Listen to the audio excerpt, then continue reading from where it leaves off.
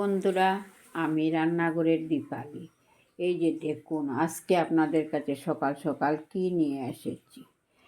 এই যে অল্প ছানা, দুধ থেকে ছানা কেটে রেখেছি, তা দিয়ে আজকে আপনাদেরকে কি দেখাতে চলেছি দেখুন।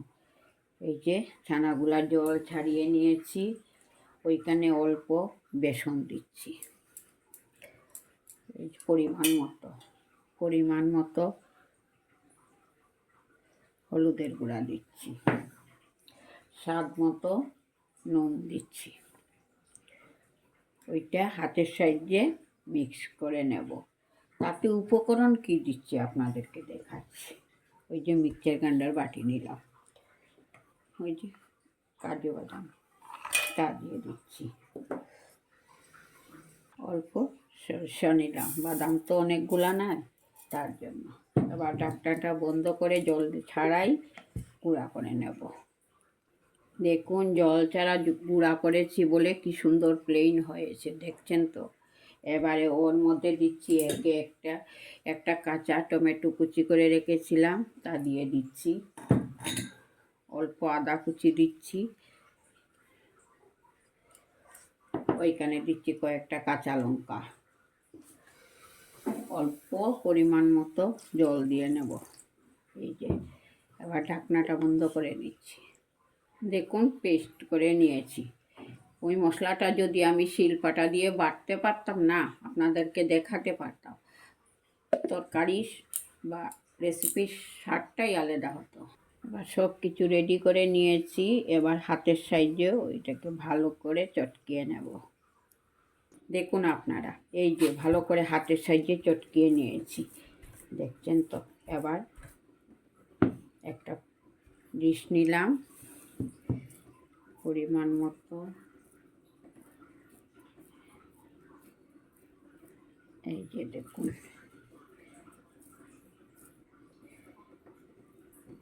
ওই সাইজের বানিয়ে নেব। এই সাইজের সবগুলো এই যে বানিয়ে নিচ্ছে। এবার কড়াই কিন্তু বসানো, ভেজে নেব। চলুন, কড়াইটা বসিয়ে রেখেছি, আঁচটা বাড়িয়ে দিলাম, অল্প তেল দিয়ে দেব এই যে কুপ্তাগুলো ভাজার জন্য। দেখুন কতগুলা কুপ্তা হয়েছে, বানিয়ে নিয়েছি। তেল গরম হয়ে আসছে, একে একে ভেজে নেব। এই যে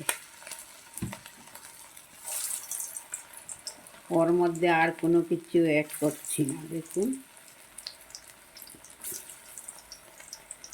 বেশি লাল করে ভাজবো না। এই যে দেখুন, নামিয়ে নিচ্ছি। এই যে নামিয়ে নিয়েছি, আরও কয়েকটা রয়ে গেছে, দিয়ে দিচ্ছি।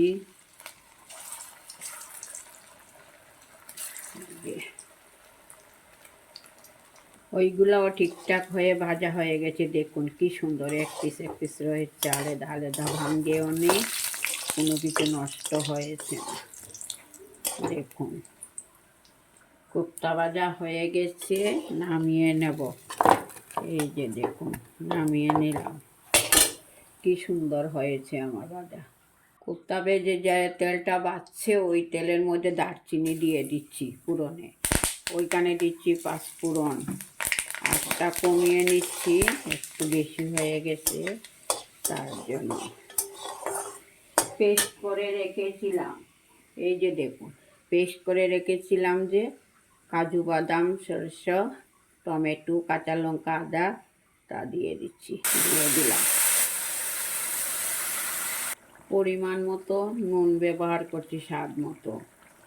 এই যে দেখুন, ওর মধ্যে কোনো কিছু আর অ্যাড করবো না, হলুদও দেব না, শুকনো লঙ্কার গুঁড়াও দেব না, এইভাবেই রাখবো। পুরাটা নিরামিষ রেসিপি, চাইলে গোবিন্দভোগও দিতে পারেন। আজকে কী বার জানেন তো?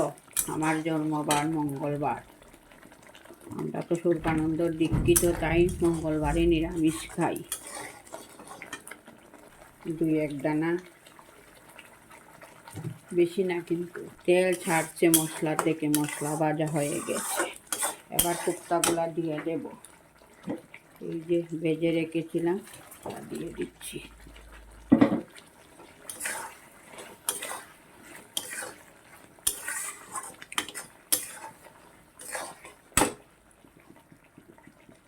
অল্প জল দিয়ে দিচ্ছি, অল্প, একদম মাখো মাখো থাকবে। এই যে সিদ্ধ হয়ে যাবে, তার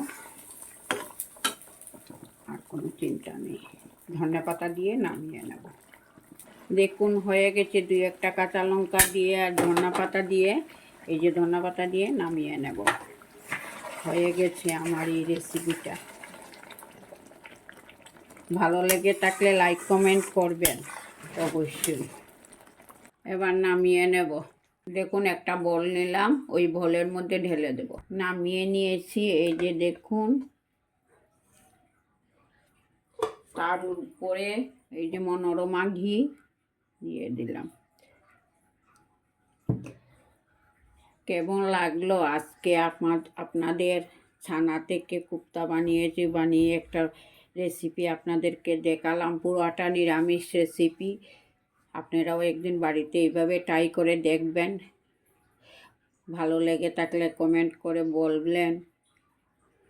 আমার পাশে থাকুন, আমাকে উৎসাহ দেন। ভালো থাকুন। নমস্কার বন্ধুরা। আগামী দিন দেখা হবে নতুন আরও একটা রেসিপি নিয়ে।